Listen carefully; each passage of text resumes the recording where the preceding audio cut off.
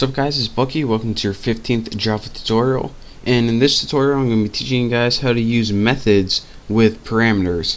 Now in this tutorial we're also going to be building a custom function where we're going to let the user enter their name in an outside class, and it's going to call it in the main class and just say like hello to whatever your name is or something. So if that sounds complicated, then I'll follow along and I promise I'll make it easier. It's probably easier just to see than me to even say, so follow along.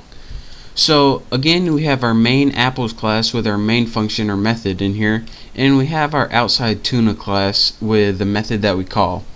So let's go ahead and clear everything out of your public class tuna if you have anything in there, because we're going to be adding a new method. So go ahead and type as I do, public void, and we want our simple message again. And instead of just adding empty parameters, this time we needed to take an argument in our parameters, and let's go ahead and make a string variable and call it name.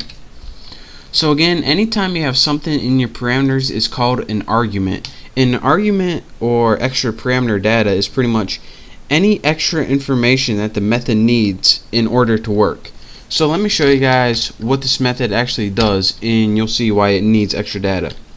What it does is just system out print line. It just prints on the screen hello, and then it prints the name. So if you don't have a name, it would print hello and nothing.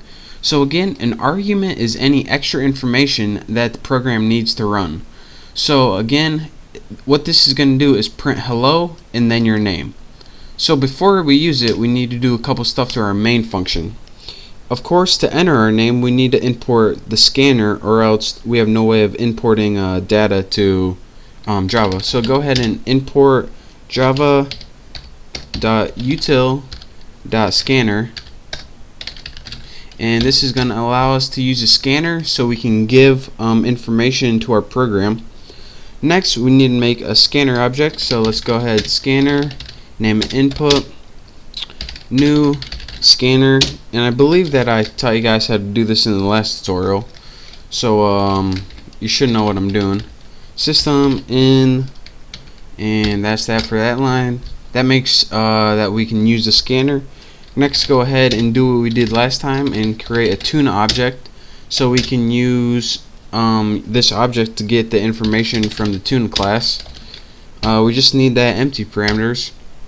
Next, let's go ahead and print system out print line, spell it right, and we just want to write a prompt to the user so it knows what to do. Enter your name here. So this is pretty much the only thing that's going to go on right now. We now have text on the screen that says enter your name here. Now we need the next thing they enter to be stored in the variable name. So let's go ahead and make string name, so the variable name is equal to input next line. And I told you guys how to input integers using the scanners. Anytime you want to input a string, use this next line method. So again, anything that the user enters is going to be stored in the variable name. So now what it's going to do is look at name and say hello name. So if you entered Bucky, it's going to say alright, Bucky equals name, so hello Bucky. So now before we do that, we need to actually use that object to call the method. So tuna object, and go ahead and put your dot separator, simple message with your name parameters. And again, unlike last time where you don't use anything at all, you have to put the argument that it takes in here. And this says again that this isn't just a method that you don't need any extra information for. We're going to give you this extra information for something because we want you to do something with it. So go ahead and let's run this program, and then I'll show you guys what it does later. Enter your name here, Bucky Roberts, and then it says hello Bucky Roberts. And let me talk you guys through this one last time. We imported the scanner because that's how we how Java allows us to input stuff in the computer, like I typed in Bucky Roberts. Without this, I wouldn't be able to type in anything. Next, in our main function, we said, alright, we want to put this just allows you to use the scanner after you imported it. We next made an object because without an object we can't use anything in this class, as I taught you in the last tutorial. Next, we just put a prompt on the screen. We learned this like in the first tutorial. Just showed what we needed to do.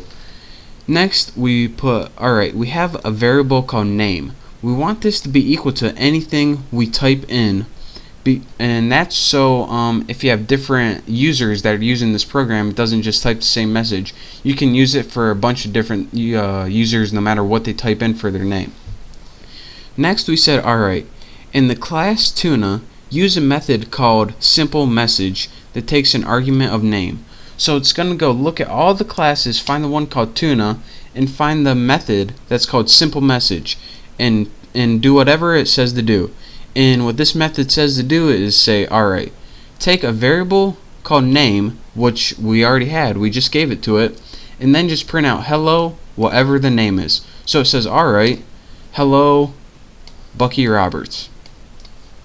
So that is how you use a method with a parameter, and that's what parameters do. It's just an extra bit of information that you might need to run a program. So again, that's your quick tutorial on how to use methods with parameters in a different class. So thank you guys for watching, and don't forget to subscribe to my channel for all my latest videos, and also check out my contests. So again, thank you, and I hope to see you in my next tutorial.